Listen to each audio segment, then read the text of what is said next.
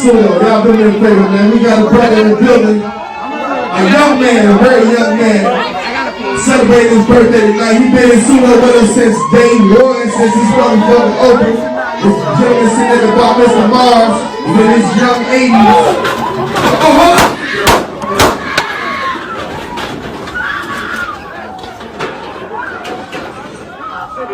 Oh, shit.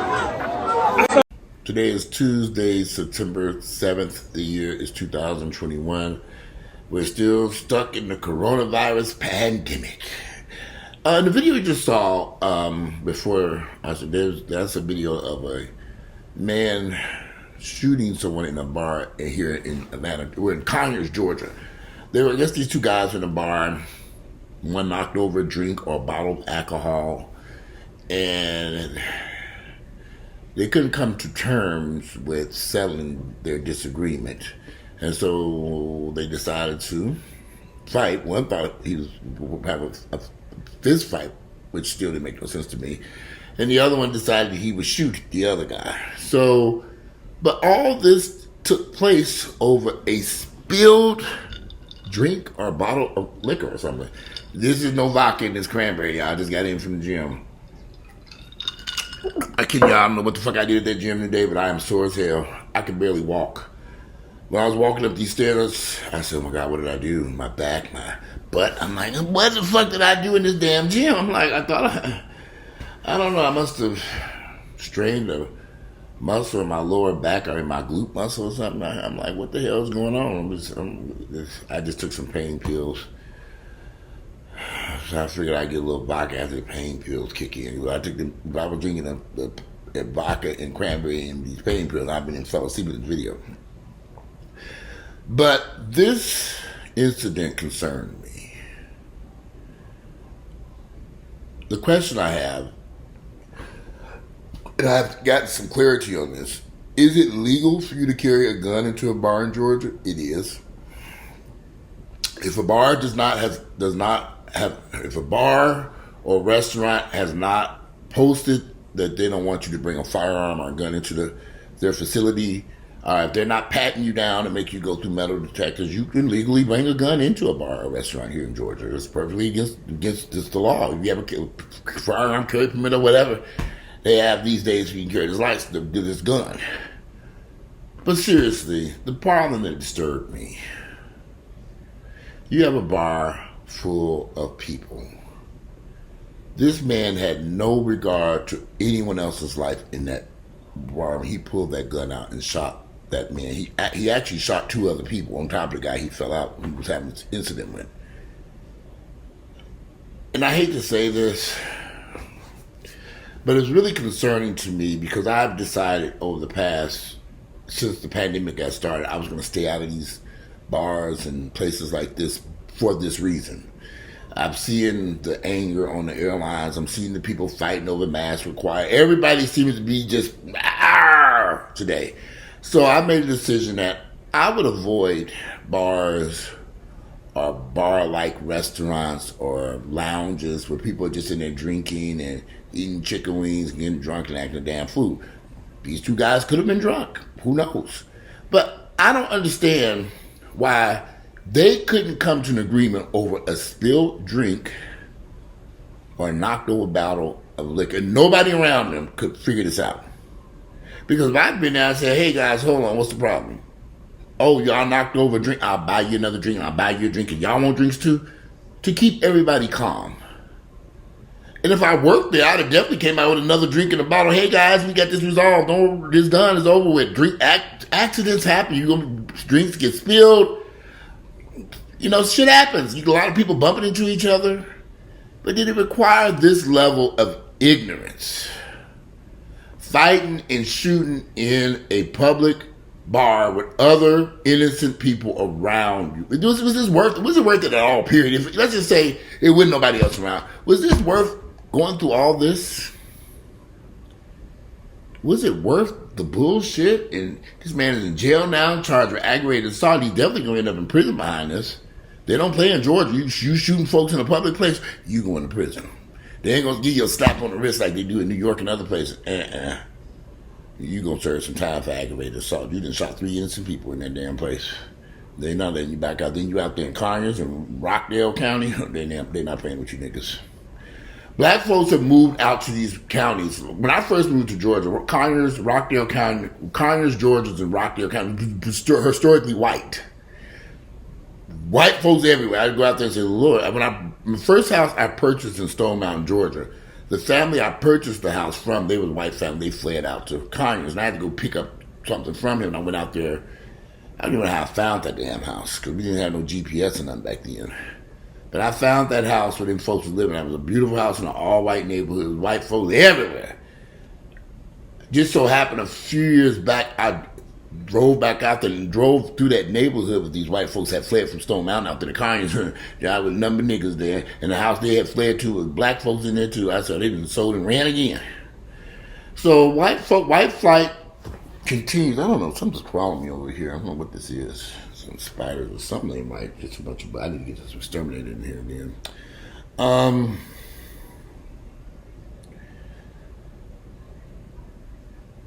When white people fled up out of those areas and black folks have moved in there to Conyers and Stone Mountain areas, the properties, the community, everything just takes a hit. I don't know why.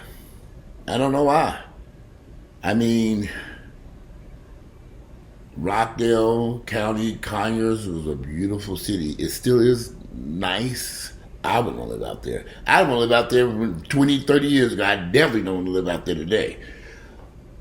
But to see black people moving out to these suburban areas and carrying on like they still hood rats in the middle of some housing project in New York City is ridiculous. These two guys, two black brothers, didn't have respect for one another and say, yo, man, I'm sorry about that. Let me get you another drink. Oh, let me see if they replace this drink. But instead, they want to get into a fight, a confrontation that requires physical blows and bullets to be flying. I don't get it. I don't, y'all. And I really didn't want to say this, but y'all, I'm serious. I'm very careful about going to a lot of places where there are predominantly black people in there, particularly if they are drinking alcohol and hookahs and smoking and drinking. Because there's always something going to kick off. We can't get together and have a peaceful event. Something going to go awry, and chairs are flying, bullets are flying, people running and dodging. It ain't worth it for me. I'm 51 years of age. When I went out to bars and clubs in the early 90s, 112 and Secrets and Petra's Club Petra's, they ain't had this shit going on like back then. When I was hitting these clubs, I never saw a fight, never saw anything. People went out gay, straight, and black. They had a blast. In fact, I was researching this club that used to be in Atlanta called, The Velvet. Oh my gosh, I used to go to, if anybody remembers The Velvet, it was located off Peachtree Street in Atlanta, and it would be a mix of people, white, black, gay, straight, celebrity, Shaquille O'Neal. Everybody was up in the Velvet Room. It was a great, no drama. People, they didn't have a VIP. They didn't have all this crazy shit that you see in these clubs, the bottle service and all this stuff. You had to drink to the bar and got your drink, you had a great time. The Velvet was a great place to go and hang out, and it was just fun. Club 112, great. Never saw the drama that's going on today in these bars and restaurants and the anger. I mean, is it the coronavirus? Is it madness? Or what is it? So I sit my ass at home. If I want me a drink, I go right in my kitchen and have bottle service over here. I can go get me a bottle of vodka. They got this service called Gibby now. They bring the liquor to you. I ain't even got to the liquor store no more. I just go order go on the app, order from Gibby, and they bring it to you in the next hour. It's worth it. $5 to $10 tip. You bring that shit to me, I ain't even got to go get it. Seriously, that video is disturbing to me. This man knew he was being recorded. He knew this. He knew those people were recording because he looked over there and saw this. And he grabbed that gun. This is going to be used as evidence against his black ass. What's the point of this? Do you want to spend the rest of your life in prison? What if he had killed that man in that bar and killed other people? You know, I know y'all just, you know, I can hear y'all now. White folks do it too. White folks do it. White folks do it. White folks do it. We know white folks are going there and kill everybody in the damn bar. We do know they do some disastrous stuff too. So I'm not even bringing race into this matter. But it's concerning to me that the level of things the violence that happens frequently in our establishment. I'm not in no hunky-tonk white bars over in Nashville. I'm sure they got shooting, fighting, and stabbing, and everything else, just like anybody else. I ain't going any damn way. I can't even remember the last time I went to a bar packed with white folks. I'm trying to think when. I don't remember. It's probably been forever. Probably since I lived in Cincinnati, Ohio. I can't, don't really, But it's concerning that this took place, this incident, this level of dangerous, foolish, ignorant activity over a spilled drink. That's it. I mean, they couldn't have resolved this no other way. They could have had a conversation. So, yo, man, I get you another drink. Sorry about that. Apologies. I'm sorry. I'm not. Did this require this level of I'm big and I'm bad, I'm gonna fight you, I'm gonna shoot you type mess? Again, I've made a conscious decision to avoid these types of places for this reason. I tend to go to places, but especially since the pandemic got started, even before the pandemic, I ain't go to no damn place. I'm too old any damn way. I just got my ass from the gym and limped up 10 stairs and like it fell on the damn floor. I'm like, what the fuck did I do at this damn gym? I'm serious. I'm like, what, my back is hurt, my ass is hurt. What the fuck did I do? I just was working out. I'm like, what the hell did I do? I must have did something when I just worked on chest and arms. But anyway. Okay, I took the pain pills, starting to kick in. Hopefully by the time this video is over, I can ease up here, hop in the shower, make me a vodka and cranberry, take my little pills and get in bed and go to sleep. It's 11:40 at night. Yeah, so it was kind of disturbing to watch that video. And everybody, as I watched the comments, I posted on my Facebook page and I was watching the comments. People were saying they can't fight man to man and fight. What are they fighting over? Nobody said they couldn't figure this out without any type of violence. They couldn't talk man to man and say, yo, man, I'm sorry about that. Yo, whoa, what's up? And let it go. Let it go. It required that level of violence over a spilled drink or a broke bottle of liquor. What? It didn't make sense to me. And for people who were encouraging people, they should have fought with man to man and do all this stuff. Why? Why are y'all promoting any type of violent acts towards each other over nothing? Nothing. It doesn't make sense to me. I wish I could hear this thunder, this lightning and thunder outside raining. I don't think y'all can hear it. But anyway, I've had a long, exhausting day. A few years back, I had a doctor's appointment. I was going to a doctor here in Atlanta for having some hemorrhoids removed. I was supposed to go see this doctor tomorrow, but because I'm having some problems, I'm thinking I may be ready to call him and go see. If not tomorrow, later on this week. But anyway, I went to the doctor's office. I made an appointment to go to have these hemorrhoids taken care of. Doctor, I forget that man's name. I go there all the time. And the nurse came out. She said, hey, Mr. Hampton, do you mind we push your appointment back just for another 30 or 40 minutes so we can get these other people out here? And we're going to give you a free, what did she say? He's having the doctor who was handling the hemorrhoid thing was having a class that day. And she wanted to know if I would participate in the class. And they would give me, I think they gave it to me for free. I can't remember, this was a few years back. So I was thinking like, wow, I don't have to pay for this shit. Because I was like, oh, good, because insurance ain't covered this. I can pay for this. Okay, fine, I'll pay for whatever y'all want. I just said it good and get it for free. So later on when we got into the room, you had to take your clothes off and get on, put the little robe on and carry your stuff and lay on the table and all this stuff. So I'm laying there and she comes in and she's prepping the stuff and everything. And she's like, okay, well, he's going to be in just a few minutes. And she said, oh, thank you so much because the other person backed out of having this, agreeing to do this, and we're glad you just do it. And I said, oh, great, I'm just laying there. The door opens up, and a crowd of people come in. I'm laying at their butt naked and ass tooting up in their ass. I'm looking at them like, okay, what the fuck is going on here? I'm looking at all these people, and it never dawned on me there was going to be a class full of people, and it was just really a class. They all came in with books and notes and glasses on and white robes, and they coming in all gathering around my asshole. And I'm laying there like, okay, and I'm looking at them, and they all gathered around. The doctor comes in, and I've dealt with this doctor before in the past. It was not my first time dealing with him. Here's a little procedure where he goes in and put a little balloon on there, a rubber band on it, and the hemorrhoid goes away. Very simple procedure. So I'm laying there, and I'm looking at all these people, and they looking at me, and they were just staring at each other, and I just turned to the wall and just laid there. I said, oh, shit, I said, I'm laying there on this, it's cold in this room. I'm naked on this thing, my asshole. I'm thinking, okay, can you feel this? He has to numb you up first. He's like, okay, it's going to be a little pinch. Now you feel it, it's like, okay. And he's showing him everything that he's doing literally in my asshole. And then now everybody's gathering around and looking, and at one point, he allows one of the, he's talking to me at the same time, and I'm kind of out of it, kind of numbing out, like, la, la, la, la, la, la. He's like, can you hear me, Mr. Hampton? I said, oh, yes, I can hear you. What you say? He's like, everything okay? I said, yeah, everything's okay, but in my mind, everything was not okay, because y'all set my ass up for this one.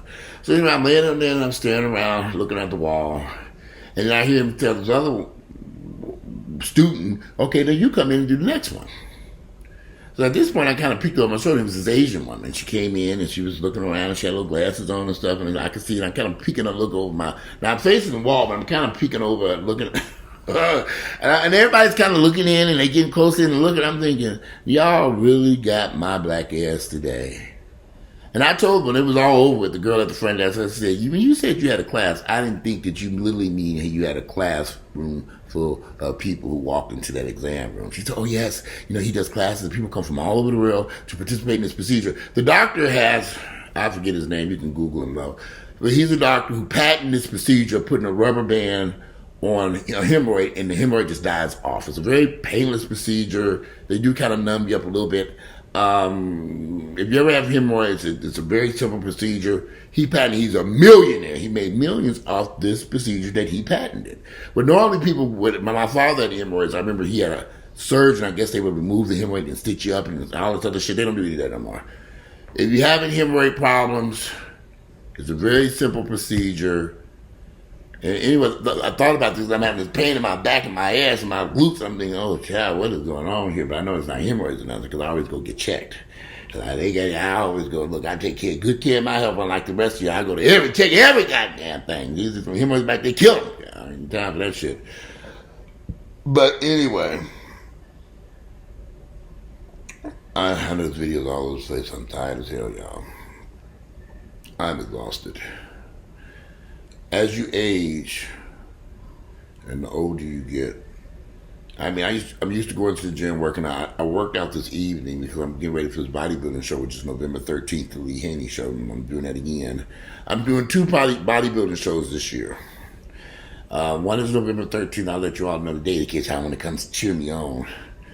But as the older you get, I'm 51. Serious, y'all, the pain, and I was working out, my right arm was hurting today, and I had to sit down and rest. I said, what is going on with my arm? And then my shoulder was hurting, and my right pinky started hurting. I said, oh, Lord, my toes, my feet, everything. I had to sit down and rest.